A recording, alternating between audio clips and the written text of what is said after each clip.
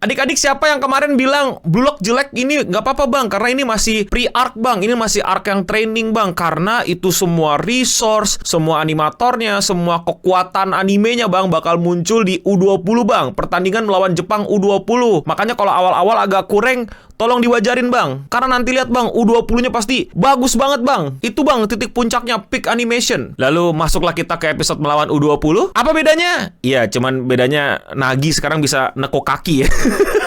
Kemarin-kemarin gak ketekuk kakinya.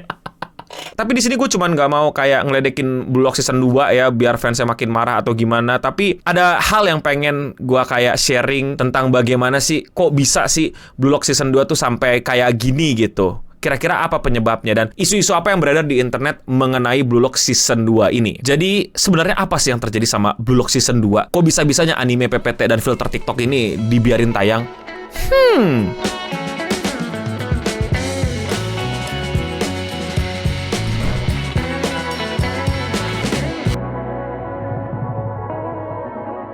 Ini gua nggak bohong, lu pada juga pasti ngeliat. Banyak banget fans Blue Lock itu yang copingnya di sosial media, terutama Twitter, bilang bahwa ini PPT tuh ya karena masih ya arc training, masih latihan, belum masuk ke arc utama, yaitu melawan Jepang U20. Jadi tolong sabar. Mereka percaya bahwa nanti pada saat masuk U20, animasinya akan minimal kembali ke season 1. Begitulah kira-kira coping mechanism dari para fans Blue Lock yang ada di dunia ini. Yang setelah gua lihat, tetap aja jadi anime PPT, cuman bedanya sekarang 3D-nya makin banyak. Pas lagi latihan 3D-nya ya ada, U20 lebih banyak, lebih diliatin lagi. Ya ada peningkatan, cuman gue nggak bisa bilang itu sebuah peningkatan yang oh ini dia nih yang kita tunggu-tunggu. Enggak lah.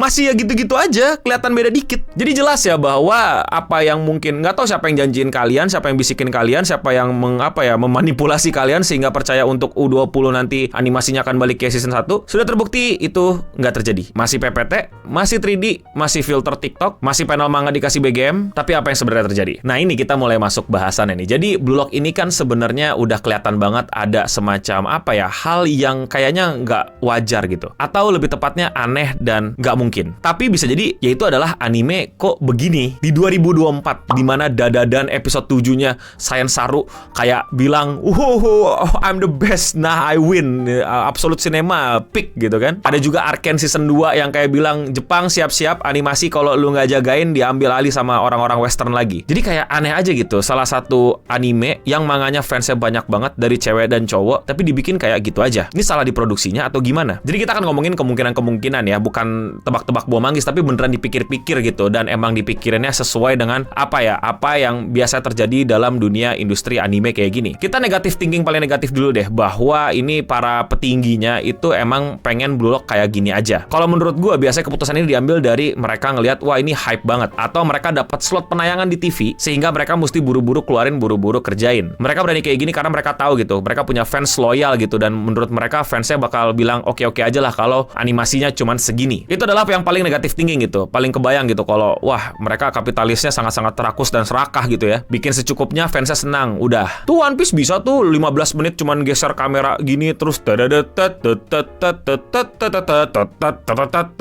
fansnya diem-diem aja tuh, fansnya bayar-bayar aja tuh, beli-beli aja tuh merch-nya tuh, nonton-nonton aja tuh movie-nya. Mungkin itu yang mau mereka coba, mungkin itu yang mau mereka tes. Mumpung hype-nya masih naik, mumpung fansnya lagi loyal banget, mumpung slotnya ada di TV biasanya, jadi mereka dapat penayangan lah. Atau emang udah diminta sama OTT dan lain-lain. Jadi memaksimalkan opportunity, memaksimalkan cuan dengan resource yang seadanya atau bahkan diminimalisir. Tapi lagi-lagi itu sangat negative thinking. Tapi apa mungkin bisa terjadi? Ya mungkin aja. Tapi kemungkinan itu menurut gua sangat kecil karena ada berita yang bilang ternyata memang ada masalah di bagian productionnya. Jadi ternyata 8-bit Studio ini itu lagi overwork, lagi kewalahan banget, lagi bener-bener kayak ketiban banyak kerjaan, dan mereka tuh kayak kurang orang, kurang resource, kurang waktu. Seperti yang kita tahu baru-baru ini mereka baru aja bikin Blue Lock the Movie yang Nagi, yang dimana menurut gua ya lumayan lah kalau kalian sempat nonton gitu. Nggak yang jelek, nggak yang buruk, tapi ya sesuai porsinya sebagai anime movie lah, yang dimana udah jadi kayak tradisi banget, kayak udah semacam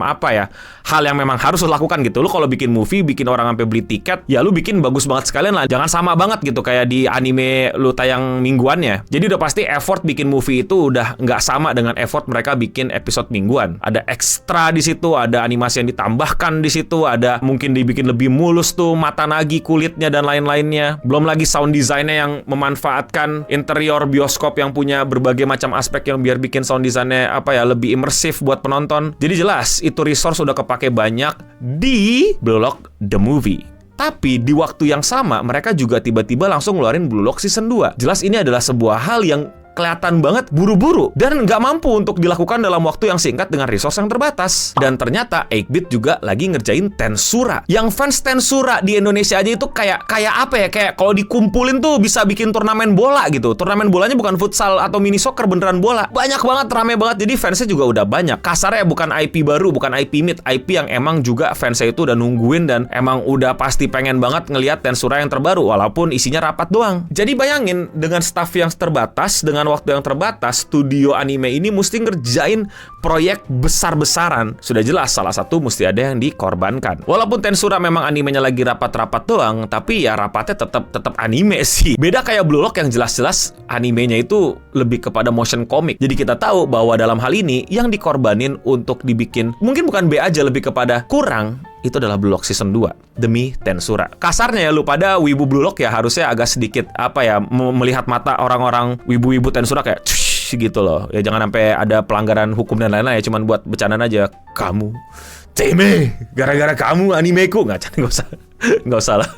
Dan nyatanya itulah yang terjadi. Tapi bukan berarti studio 8-bit ini kayak lepas tangan aja gitu sama Blue Lock. Kayak ya udah gitu aja gitu. Ya udah diselesaikan aja gitu. Sedapatnya secukupnya, resource-nya cuma segini. Mereka ternyata udah nge-hire berbagai macam freelance untuk membantu mengerjakan proyek Blue Lock Season 2 ini. Namun sepertinya itu pun masih kurang. Lagi-lagi waktunya sangat terbatas dan proyek yang dikerjain juga lagi banyak banget. Tapi beberapa sumber bilang di internet gue baca-baca, emang sebenarnya Blue Lock Season 2 itu udah ada animasinya, udah lumayan gitu, udah dibikin sebaik-baiknya. Namun somehow isunya, ketua-ketuanya, petinggi-petingginya yang di atas yang ambil keputusan, yang bisa bikin keputusan, itu milih versi yang kurang dianimasin, versi yang kayak masih pre-visualization. Buat kalian yang belum tahu, Blue Lock itu exactly kira-kira apa yang bisa kalian lihat ketika anime itu masih storyboard.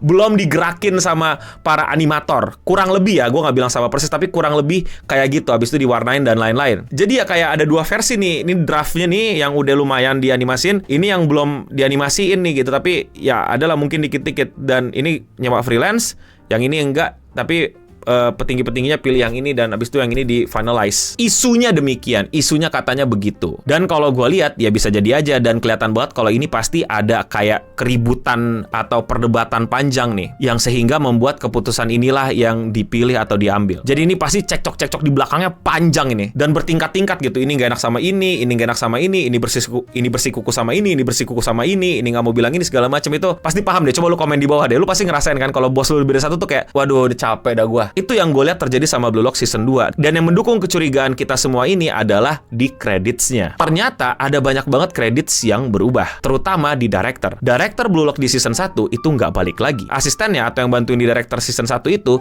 jadi yang ngedirect di The Movie. Tapi nama mereka berdua di Blue Lock Season 2 itu nggak ada. Bener-bener hilang. Jadi ada perubahan. Jadi jelas-jelas ada apa istilahnya? Ada keributan di belakang gitu loh. Jadi kan tadi asumsi yang kita pertama emang kapitalis mampus aja nih, tahu fansnya nggak bakal protes. Tapi ternyata enggak. Tapi ternyata ya ada ribut-ribut nih kayaknya. Dan ini kayaknya yang dugaan gua ya, asumsi gua sebagai orang yang udah pernah kerja di industri kayak gini, itu yang emang terjadi. Ada keributan di belakang yang kita nggak tahu, sehingga menghasilkan Blue Lock Season 2 ini menjadi korban dari keributan tersebut. Anime PPT dan filter TikTok dan di coping katanya di U20 bakal bagus, ternyata begitu aja. Itulah kira-kira yang terjadi di belakang Blue Lock Season 2. Apa yang sebenarnya terjadi? Apa yang kira-kira membuat Season 2 ini jadi demikian? Tapi lagi-lagi ini semua masih dugaan, karena nggak ada statement yang keluar dari studio 8-bit, dari pihak-pihak yang beneran kerja dan lain-lain. Cuman beberapa isu dan beberapa animator-animator yang curhat kayaknya di Twitter. Maksudnya kayak ini director-director dan orang-orang petinggi lainnya tuh ngeributin apa, kita masih belum tahu. Nah itulah derita jadi animator gitu ya. Yang dimana kita tahu animator di Jepang itu, wow, nggak semuanya bisa kerja layak, nggak semuanya digaji layak. Gaji mungkin layak ya, tapi ada juga yang nggak layak. Maksud gue kayak isu permasalahan animatornya tuh lebih kepada jam kerja, load kerja, dan lain-lainnya. Semoga dengan adanya Science Saru memamerkan Dadadan episode 7 buat kalian yang belum nonton, buruan nonton, sehingga mungkin kayak bebenah lah ini secara manajer. Jepang tuh memang ya secara menurut gua ya, mereka tuh kadang nyangkutnya di atas gitu. Talent-talent mereka bagus tapi mereka tuh susah banget untuk change, untuk cepet berubah ya, untuk cepet ganti. Karena biasanya yang di tua-tua yang di atas-atas itu tuh pada nggak mau pensiun karena culture mereka untuk kerja sampai mati. Nggak semua tapi kurang lebih ada budayanya yang kayak gitu lah. Dan itu ada bagusnya tapi ya yang jeleknya salah satunya kayak gini nih. Tapi kira-kira menurut kalian apa yang sebenarnya terjadi sama Blue Lock Season 2? Coba komen di bawah. Kalau kalian suka sama pembahasan anime yang lebih mendalam kayak gini dan mau support gue, lakuin dengan sesimpel klik tombol subscribe di bawah. Dan ya, sekian Radio Siam untuk episode kali ini. Gue Eno Bening pamit undur diri, dan untuk kita semua, stay clean and sound.